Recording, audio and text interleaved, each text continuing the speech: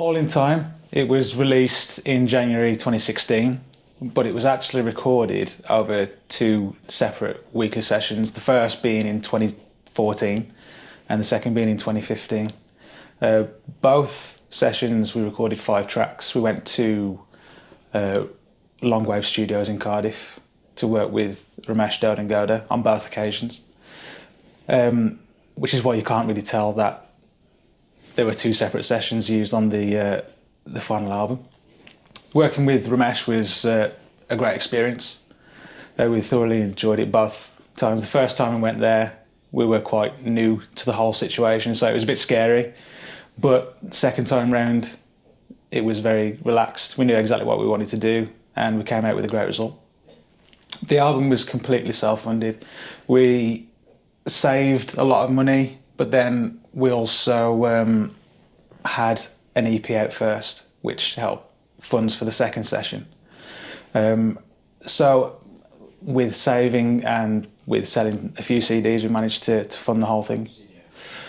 We always try to make sure that we know exactly what we're going to do when we go into the studio.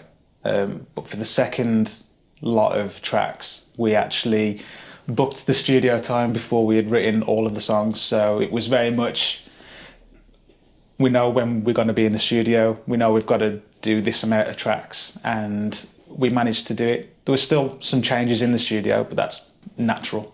But we try and know the songs as best as we can before we go in to save on studio time. It's the most cost-effective way to do it.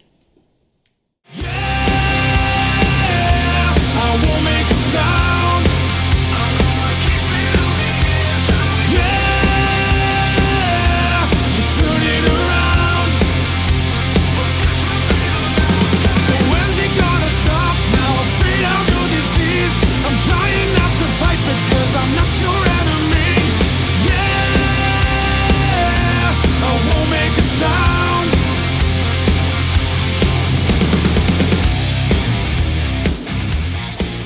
So when it came to picking our lead song, we listened all the songs back to back, and we thought, okay, which one is going to be a good opener for the album? Which one is going to kind of introduce Stonebroken to someone who has never heard of us before?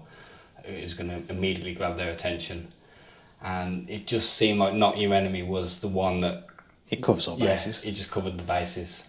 Just with that intro riff, the verse, and then into the payoff into the chorus. Yeah. The kind of big like sing along. It's a massive hook, isn't it? That's what it is. So that was just a no-brainer. We thought, okay, that's the lead single. It's just. I think it's got everything that we try and achieve. It's got power. It's got groove. It's got a hooky chorus. It's just everything that we do rolled into one song. So we just want to hit him with that straight away. Stop wishing your life away. Stop thinking of things you know that you can do better. Stop thinking of yesterday. You can see it for yourself. You know that you can do better.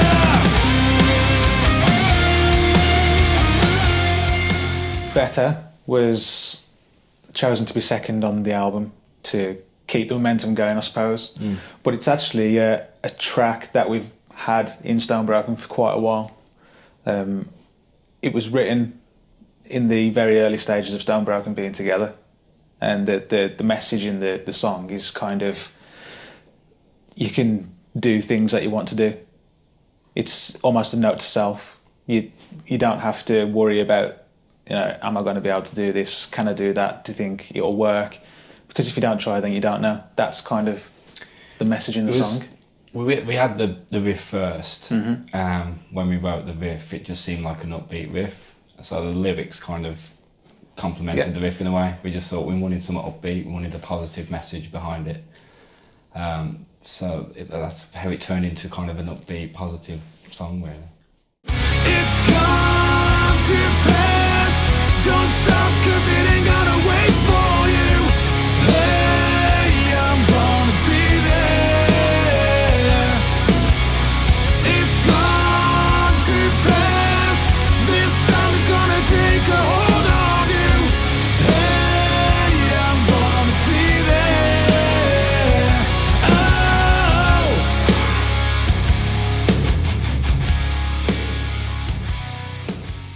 Be There started off with the intro riff. We had kind of, what was an idea you brought to the table, wasn't it? It was. An idea you had for quite a while. Yeah.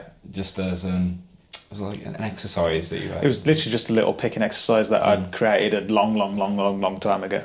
So we just thought, that kind of sounds country-esque. Yeah. And then we put the chords together Behind it, and it just sounded like an anthem, really.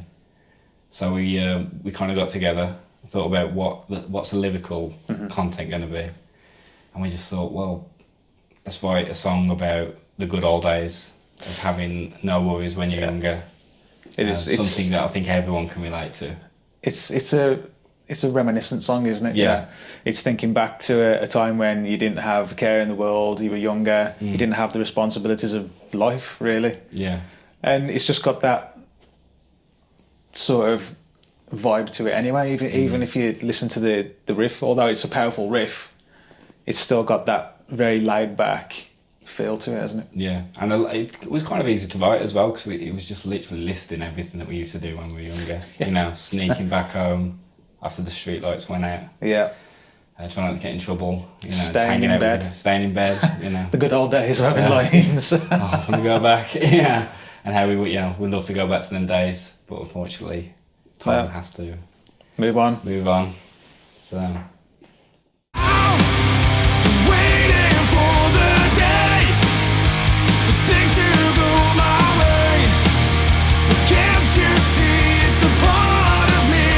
Don't wanna hear you say you've seen it all before, and you don't wanna see no more.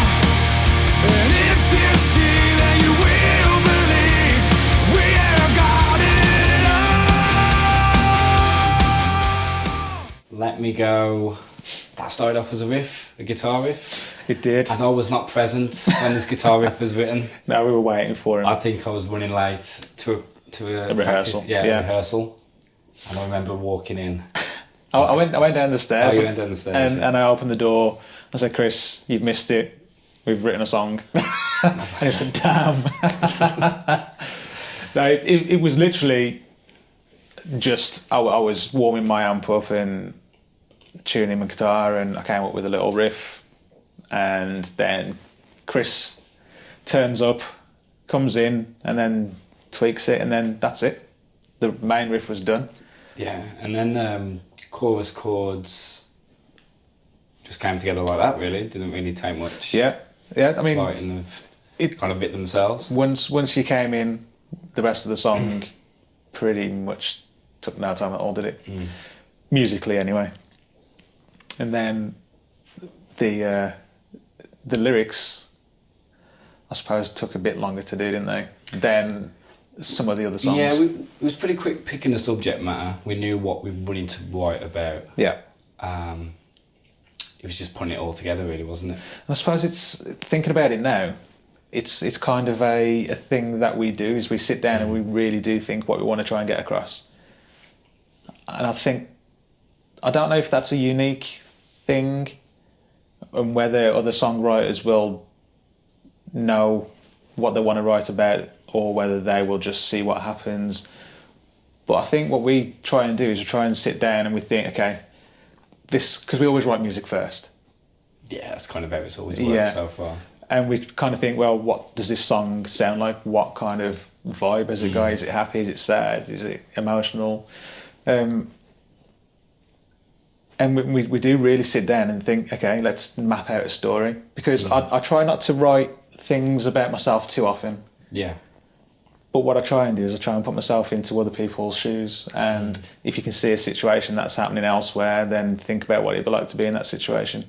All the things I wanted to do are so much better when I'm with you.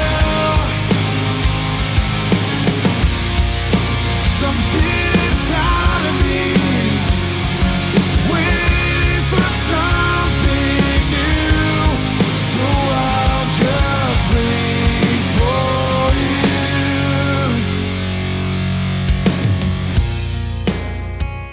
Wait for You. It was a song that me personally, I felt I had to write. it was in my head for a while, and I didn't know what it was going to sound like or what the end result was going to be, but I knew that I needed to write something that was going to allow me to convey more emotion to the listener. I think it's something that we hadn't done previously. And I like writing songs like that. I like to get an emotional reaction out of people.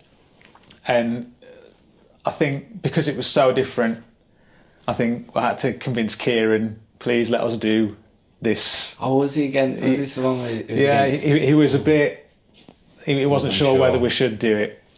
But I convinced him, and I'm so glad that we have done it, because I absolutely love the track now. I was able to write some piano, some really good chords, some lyrics, and I can use emotion in my voice a little bit more in this track. I think it's kind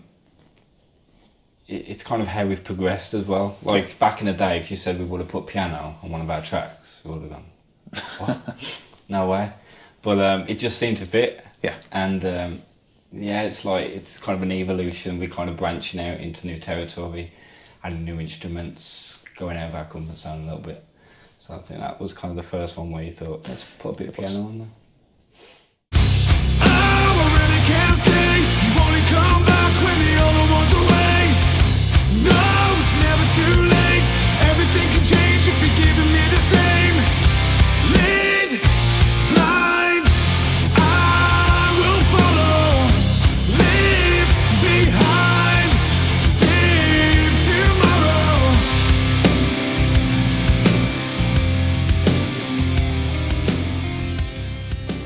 Save Tomorrow was the first track of the second lot of songs that we Second wrote. batch or something. It was the only one that we managed to road test, and it got a good reaction.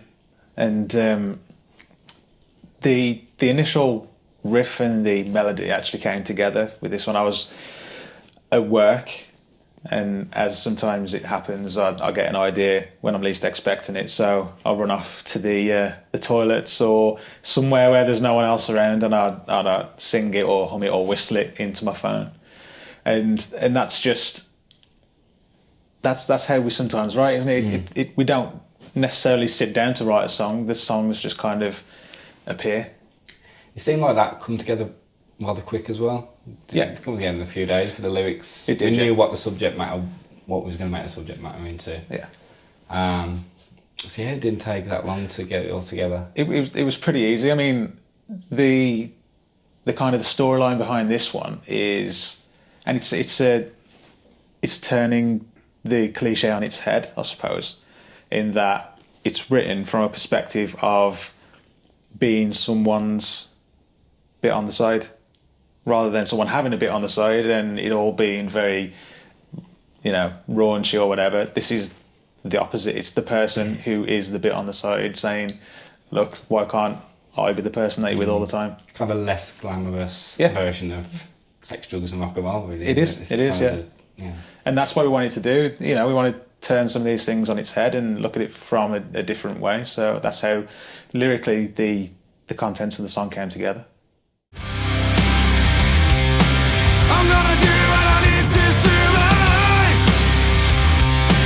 I'm not gonna run away and hide. Take this fear and leave it behind. Oh no, I'm not gonna waste this life. This life was written a long, long time ago. It was actually an idea from before the band was created. I took it to Stone Broken in its form, and I just wanted to see what we could do with it, whether we could evolve the song, whether we could change it, whether we could give it a different feel. And I think we did. The original version of it was a lot slower.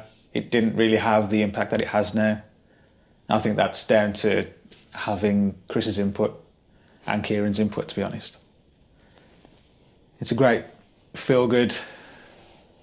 Yeah, it was kind of a sing-along track. We had the riff for a while, but we didn't put the lyrics to it it was kind of one of the last ones we done, wasn't it? If I remember. No. No. No. it was This Life was the first track that I wrote lyrics to. Was it? It was. And it came off the back of me having immense writer's block. So for me, in the first line of the song, it says, sometimes I feel like I can't get over anything, sorry. And that's what it was. That's how I was feeling at the time. Very frustrated, couldn't get anything out of my head and then onto paper because I just didn't think it seemed right. So it was kind of a turning point for me in terms of songwriting. It got me back on track after a couple of years out.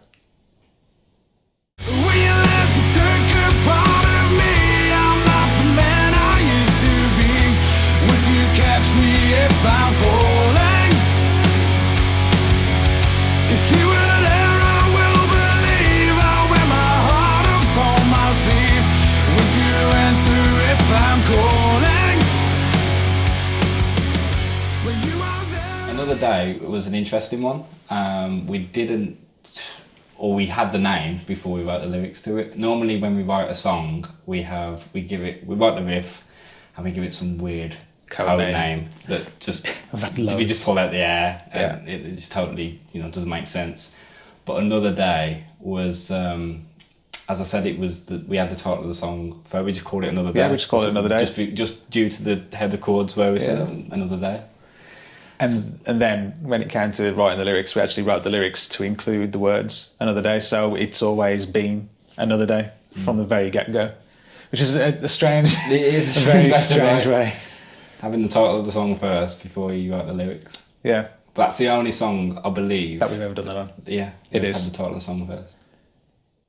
You're telling me it's over, but you're getting sober.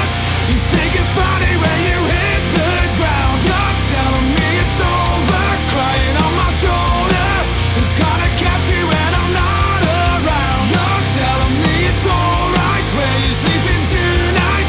It doesn't matter 'cause you can't be found. You're telling me it's over, now you're getting older, and you never wanna fall back down.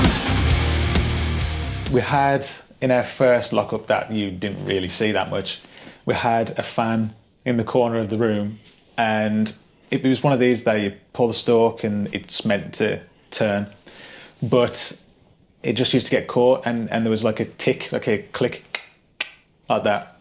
And just because it was annoying and I wanted to try and give a little bit of comic relief to the situation, I just started playing over the top of it, and it just happened to be the riff that ended up in Fall Back Down.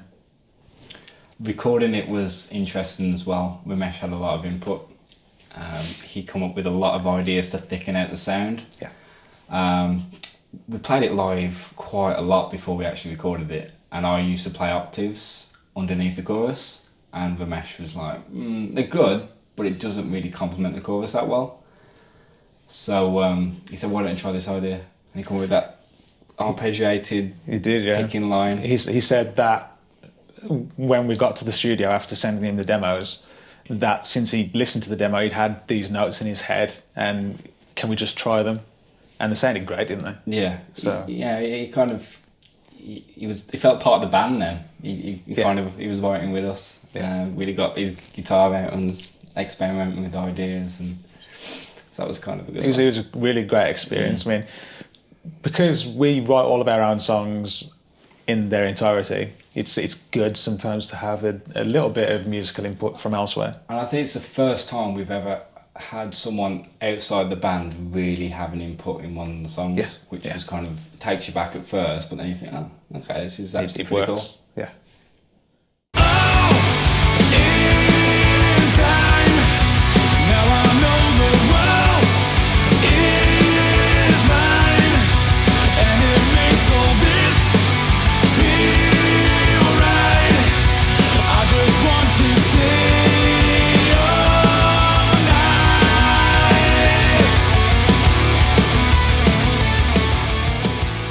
So it's the lead single from All in Time, and it was chosen as the lead single because it's got that much power. It's our fastest track in terms of tempo, and we did it intentionally, didn't we? We wanted to write that track. Yeah, we said beforehand we want a song where people are going to go crazy as Yeah. soon as we play a nice fast kind of up tempo song. Yeah. We kind of, it was a lot of it was jamming. We were just kind of in the practice area, just kind of coming up with chords and Yeah, I think once we got the tempo that we wanted, it was easier to write to that tempo. So Robin would play a drum beat at the tempo that we wanted to do, and then we would just jam along with it. But what's nice about the track is that because it's such a quick tempo, it dips, doesn't it, in the middle, in the bridge section, which section. Robin brought in. We were playing through it, and at the end of the second chorus, she started playing this halftime, and we said, okay, we've got to write a whole new section just around that halftime part now. At first, it felt a bit strange. She was kind of thinking, is this going to work? Are we going to be able to do this? But as soon as we started writing and getting into it, we thought, this is going to be a good section of the song. Yeah. And it gives that relief in the song as well, where people can sort of breathe, and then it just comes back up and into your solo. To an epic solo. But the recording the solo was an experience. I wasn't there, was I? No, you was recording vocals. I was. Getting all the sweet picking part and all the fast stuff.